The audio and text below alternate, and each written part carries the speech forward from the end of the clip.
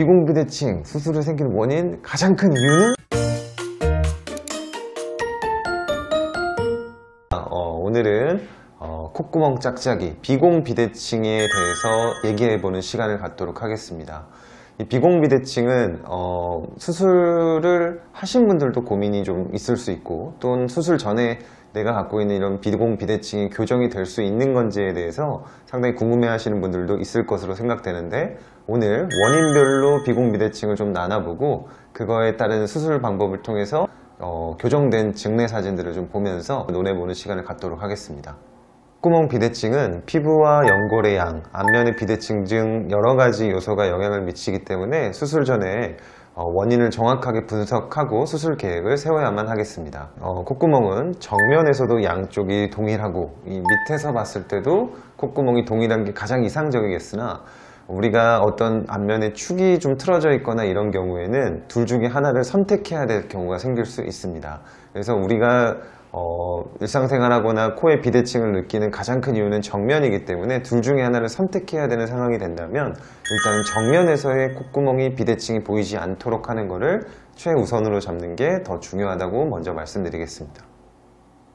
비대칭은 크게 두 가지로 나눠볼 수가 있습니다. 첫 번째는 선천적인 원인에 따른 비대칭이 있겠고요. 두 번째는 수술로 인해서 생기는 비대칭이 있는데, 이게 각각 케이스별로 한번 먼저 살펴보도록 하겠습니다.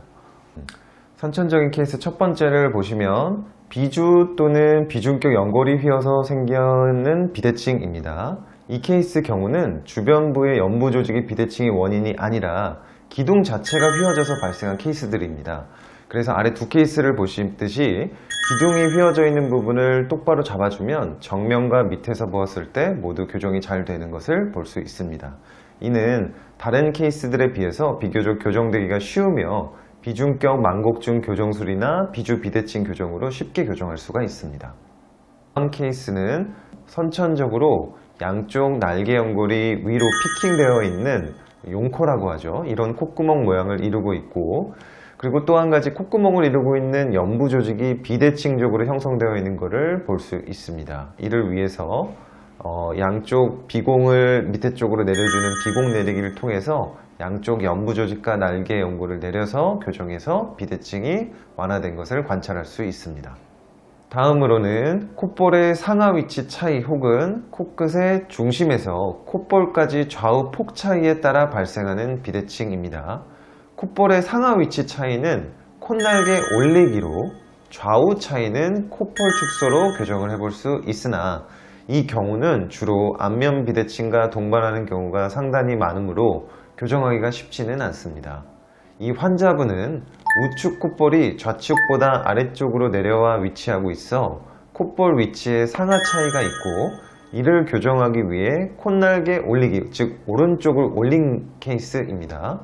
또한 좌측 콧구멍을 이루고 있는 연부 조직이 결선되어 있고 콧구멍이 피킹되어 있어 좌측의 비공 내리기와 복합 조직 이식을 실시한 케이스입니다. 전반적으로 비대칭이 완화된 것을 볼 수 있습니다. 그 다음 카테고리로 수술로 인해 발생하는 비대칭 케이스들을 보겠습니다.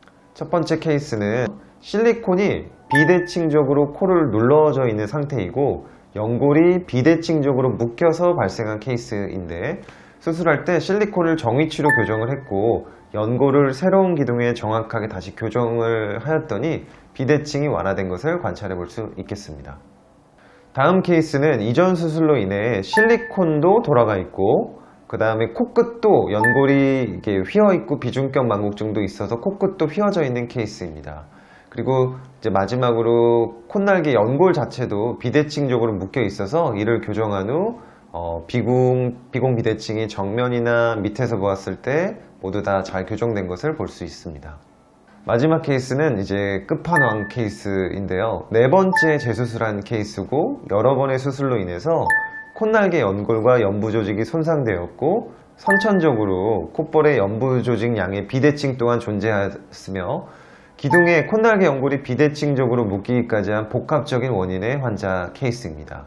일단 연골 손상을 교정하기 위해서 연골 이식, 콧볼 연부 비대칭 교정을 하기 위해서 콧볼 축소도 해야 했고요. 마지막으로 콧날개 연골 비대칭까지 교정하여 비교적 비공 비대칭이 잘 교정된 모습을 볼 볼 수 있습니다. 오늘은 비공비대칭 원인에 따라 교정된 증례 사진들을 살펴보는 시간을 가졌습니다.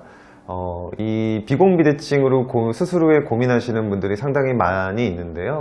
우리가 코를 수술할 때는 절개선이 들어갈 수밖에 없고, 이 절개선 들어간 부위로 흉터 조직이 발생하고, 그리고 코끝의 모양의 변형을 일부 회복 기간 중에 발생하는 비대칭들이 가장 많은 이유가 있는데요. 이런 경우는 특별한 치료 없이 이 흉살이 풀어지거나 시간이 지나고 나면 비대칭이 완화되는 경우가 상당히 많습니다. 그래서 지금 수술 후에 콧구멍이 비대칭인 것 같아 많이 고민이신 분들이 있다면 담당 수술해 주시는 선생님한테 찾아가서 원인에 대해서 여쭤보고 이 개선이 될 수 있는 부분인지를 좀 확인해 보시는 게 좋겠고, 6개월의 회복 기간 정도를 지났음에도 불구하고 비대칭이 좀 신경 쓰인다 라고 하면 원인을 정확하게 분석해서 재수술을 고려해 보는 게 좋지 않을까 생각합니다. 오늘 살펴봤듯이 환자마다 비공비대칭의 원인은 너무나도 다양하고 여러 가지 원인이 있기 때문에 혼자서 판단하거나 고민하지 마시고 가까운 전문의 선생님들을 찾아오셔서, 저희 병원을 찾아오셔서 쉽게 상담을 하면 그 원인에 따라서 치료 방향을 선택할 수 있는데 도움이 되지 않을까 싶습니다.